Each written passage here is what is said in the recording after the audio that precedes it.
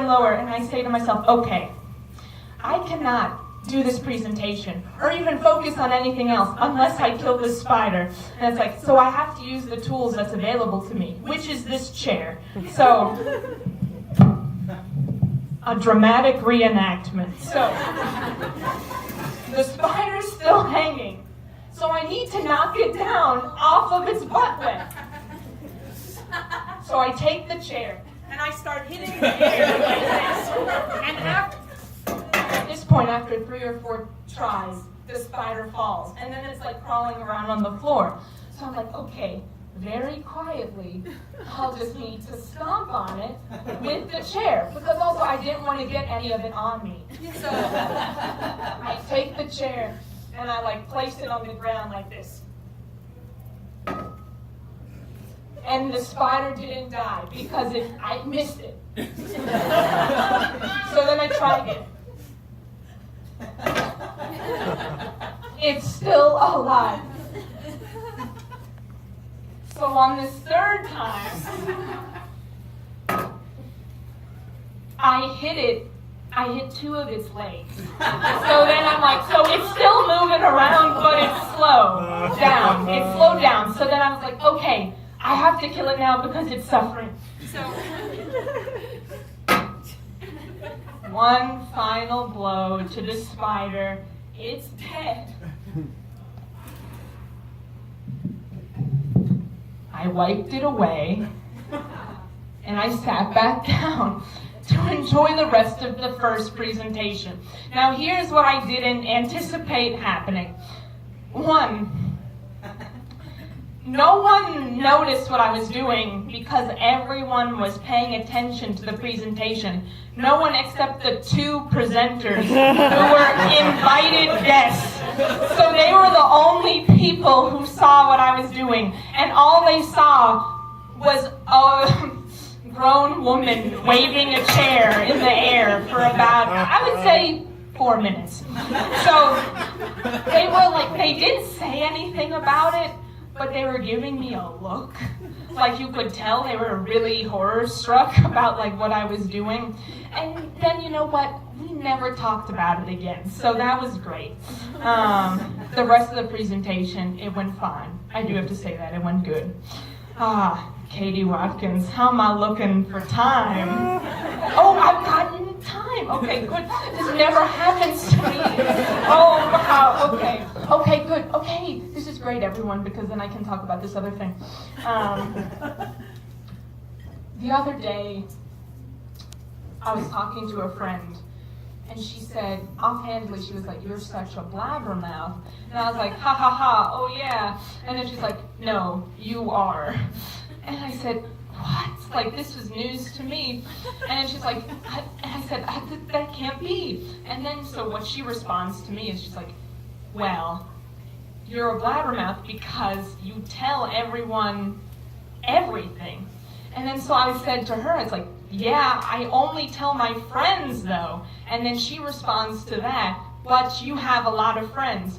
And I know that this was not the takeaway that I was supposed to get from this conversation, but it was the first time anyone had ever said to my face that I had a lot of friends. And I was so happy. Thank you, everyone. That was great. It's so speaking of that, I don't care who you are or where you're from or anything about you. I mean, I care. Like, I care about you. But what I'm trying to say is this.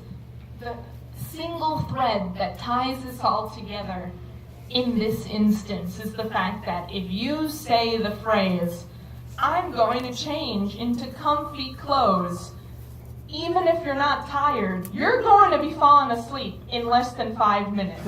Like, this has happened to me too many times for me to not think that this is just some weird reality of everyone's life. So, fact about me, I do like to talk a lot, but I usually save my deep conversations for about 12:30, 1 a.m. I just feel like everyone's more in the mood to talk at that time. So the other day, I went to a comedy show. This was a different comedy show. And then I was taking an Uber. Well, so I convinced someone to let me share an Uber with them. Because I was like, it's 12:30/4 a.m., so now's the time that I can start chatting. And so we're sharing this Uber, and then we get back to this person's home. And then they say to me, it's like, hang on, like, I want to listen to you, but I'm going to change into my comfy clothes. And I'm like, no. Like, if you're changing into your comfy clothes, like, you're going to be falling asleep. And then they assured me that would not happen.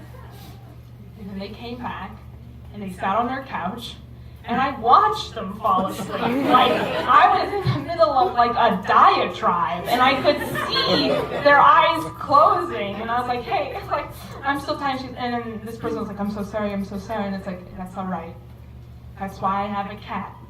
Cats are nocturnal, if you didn't know. So every time I come home, the cat's like waiting for me, and it's, I have the best cat in the whole world. Last thing that I have to say, because I think I have 1 minute. Okay, so this is it. I listen to a lot of music on YouTube, even though I know there's a lot of other apps that I could be using. But I'm a creature of habit. Like many of us, some of us, a few of us, I don't know, maybe you are too. So, you know, YouTube has this thing now called YouTube Red, but I don't have that, so I get all these advertisements.